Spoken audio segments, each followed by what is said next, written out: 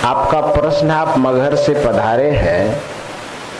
आपका प्रश्न है कि किसी गाड़ी से जब हम चलते हैं तो सुविधा मिलने के कारण हमें अच्छा लगता है, आनंद आता है, लेकिन गाड़ी पर चलने के कारण उसके नीचे में ना जाने कितने कीड़े मकोड़े इत्यादि मर जाते हैं, तो क्या फिर उसका हमें दंड मिलेगा कि नहीं मिलेगा? वो तो अपराध हो रहा है।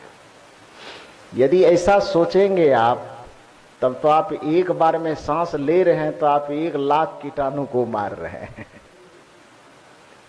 समझ गए ना?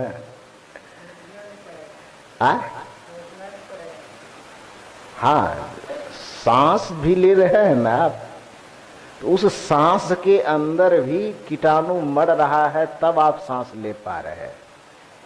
एक बार ऐसे हाथ हिला दिए, कुछ नहीं हुआ ना, लेकिन एक बार हाथ हिलाने में कम से कम 1 करोड़ कीटाणु मर गया। इतना 1 करोड़। पलक उठा दिए, दिखाई कुछ नहीं दे रहा है, लेकिन लाखों कीटाणु मर गया। इस प्रकृति में आपके द्वारा जरा सा भी हलचल होगा तो उस हलचल में बहुत सारे ऐसे वायरस हैं, बहुत सारे ऐसे कीटाणु हैं जो आपको भले ही आंख से दिखाई नहीं देता है, किंतु वो मर रहा है। तो इसमें सवाल का जवाब यह है, आपके सवाल का, कि हम गाड़ी पर चढ़ रहे हैं, ऐसा हो रहा है, आपका उद्देश्य है कि हम मार दें?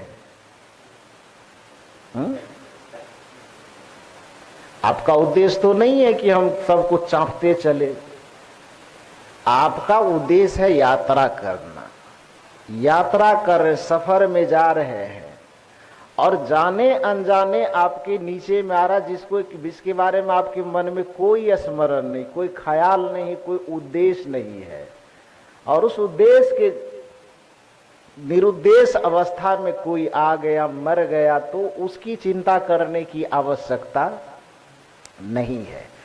हालांकि उस चीज का जो थोड़ा बहुत अपराध लगता है, कोई भोजन बना रहा है, लकड़ी में कीड़े मकोड़े, चूल्हा में गया तो मर गया, रास्ता में चल रहे मर गया, खेती कर रहे, किसानी कर रहे हैं, हल चला रहे हैं, उसमें लाखों कीड़े मकोड़े आए, मर गए। फसल लगाए हैं, फसल में हम दवाई छींटते हैं, जहर छींटते, उसमें कीड़े मकोड़े मर गए। तो आप जीवन जो जी रहे, जीवन के प्रत्येक कदम पर ये चीज होता है। तो ये चीज जब होता है तो इसमें धर्म शास्त्र में हिंसा को भी 2 कैटेगरी में बांटा गया, 2 श्रेणी में। एक हिंसा को कहा गया वार्य हिंसा, और एक हिंसा को कहा गया अनिवार्य हिंसा। वार्य हिंसा माने जिसको छोड़ा जा सकता है, और अनिवार्य हिंसा जिसको चाह करके भी हम छोड़ नहीं सकते।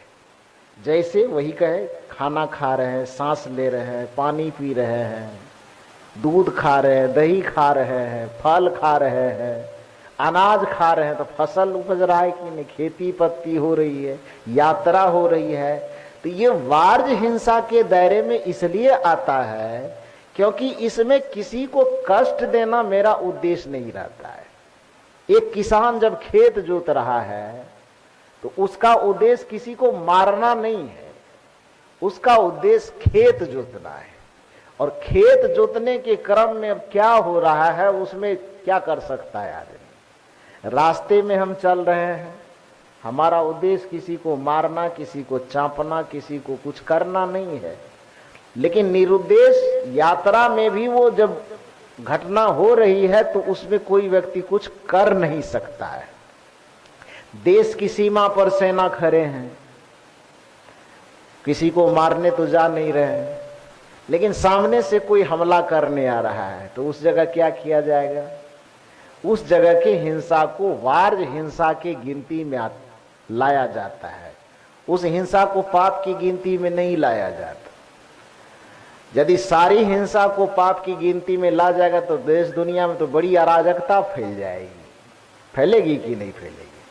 तो फिर भी उन छोटी छोटी जो जाने अनजाने में ही सही यदि वह अपराध बनता है, तो ये जो आप सत्संग कर रहे हैं, ध्यान कर रहे हैं, अपने परिश्रम से भोज भंडारा करते हैं, बहुत सारे प्राणियों की आत्मा को तृप्त करते हैं, तो चूंकि उस हत्या के पीछे आपके मन का कोई उद्देश्य नहीं जुड़ा हो, आप जान भी नहीं रहे हैं, जान रहे हैं, याद है, अरे कोई जान करके किसी को मर्डर करे तो वो दिन रात जिंदगी जब तक रहेगी तब तक उसके माथे में बैठा रहेगा कि फलाने आदमी को हमने मारा था।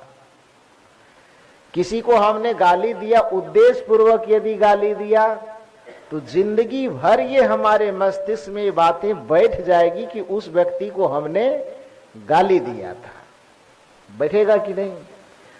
तो जब कोई भी कार्य उद्देश्य पूर्वक किया जाता है, जानबूझ करके किया जाता है, तो वह बातें हमारे मन में, बुद्धि में, चित्त में बैठ करके जीवन भर हमको प्रताड़ित करते रहता है।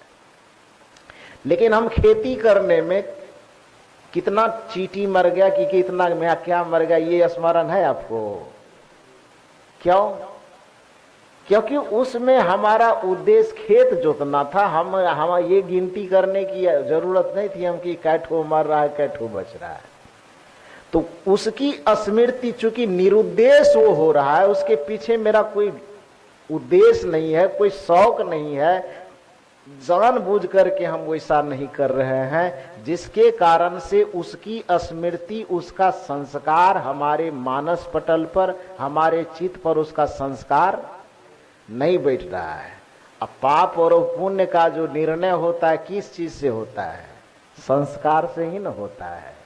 वो संस्कार बैठा ही नहीं, तो फिर भी ये माना जाता है कि भाई जाने अनजाने हमसे जो गलती हो गई, होता है ना, आम बोलचाल में हम लोग कहते हैं कि गलती तो जान के जो हुई तो उसके लिए तो अलग बात है, लेकिन फिर भी रिश्ते संबंधी दोस्तों में भी कहा जाए भाई जाने अनजाने जो गलती हुई हो माफ कर देना।